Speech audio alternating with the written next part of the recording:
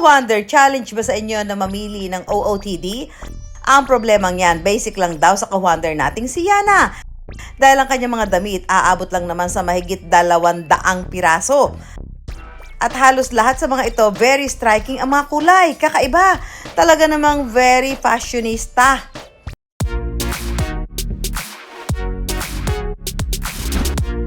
Sa koleksyon niyang ito, achieve ang fashion statement na kung tawagin, maximalist fashion. Ang maximalist fashion kasi, it's all about yung mga parang maximalist nga, diba? So, excessive siya. So, it's all about mga layering nga, so mga super bold prints, so parang mga mix of everything na ganon. Tapos maraming accessories. Kung marami sa atin, nakasanayan ng minimalist OOTD o yun bang simpleng pananamit lang, ang maximalist fashion naman, pabonggahan. Ang style nga na ito ni Yana, literal na walang pinipiling lugar. Pagpasok sa trabaho, kapag tatambay with friends, at maski sa bahay habang gumagawa ng content. Oh, Ma'am Susan, Kuya Kim, kayo naman i-challenge ko sa Maximalist OOTD. Aba, tingnan mo nga naman, may pa-challenge pa itong si Yana. Kuya Kim, G ka ba? Basic, kayang-kaya natin yan, Susan. Ibibida namin sa inyo ang pagiging fashionista namin. We are ready, Yana! Kasama natin ngayon si Yana, the maximalist fashion woman. May challenge tayo, Kuya Kim. Dadamitan natin sila. Maximalist ang gagawin natin, Yana. Pipili kami na ipasuot namin dito. Ilang bibi mo? 1 minute. 1 minute. Okay. Tapos 1 minute. contest tayo kung sino mas maganda at sino mas gwapo. 1 minute. Good Magaling luck natin, to ha? me. Let's go, Kuya Kim! Ano ba yan?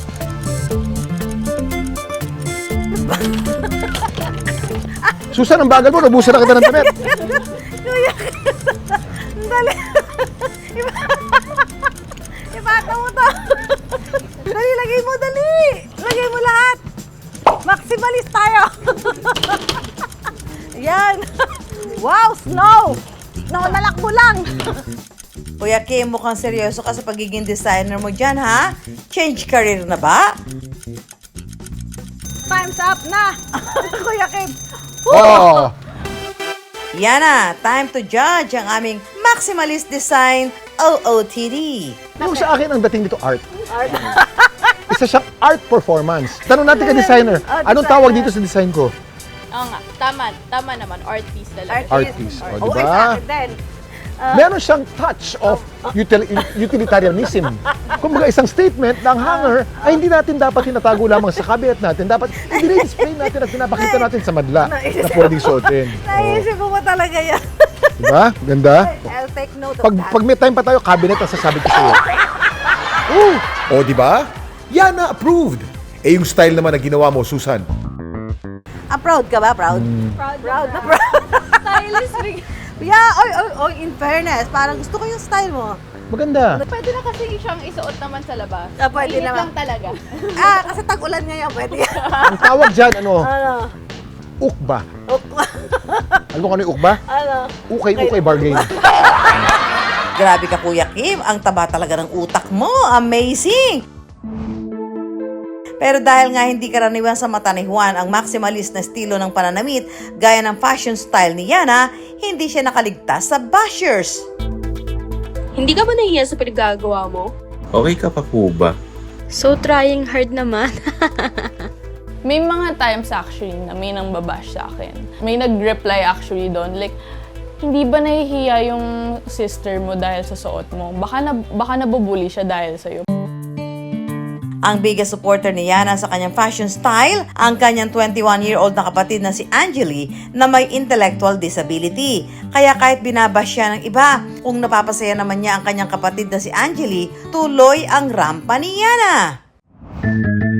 I wonder, maximalist nga ba si Juan? Sa palagay ko, ang maximalism ay nauso na nitong mga modern times, no? Lalo na nitong mga panahon ngayon, no, na medyo malaya na ang mga kabataan ang napakaganda ang kanilang mga expression of maximalism, no?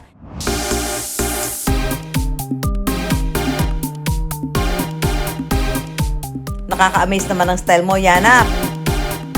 Through fashion kasi, I gained my confidence talaga. So parang simula nung nag-maximalist fashion talaga ako, parang naging armor ko lang siya for everyday. Tapos biglang, the more na ito kasi yung mga sinusuot ko, nagiging confident rin ako slowly sa sarili ko. Di ba minsan masyado tayong comfortable with our outfits, pero baka di natin naiisip how fashion can really change yung outlook mo on a day, na nakakagaan talaga siya ng loob. Kaya masaya talaga mag-experiment and sana makipag-experiment sila. Slay! Dahil sa interest ni Yana sa fashion, nagsimula na rin siya ng sariling negosyo, ang pagbebenta ng mga disenyo niyang fur hats at bags.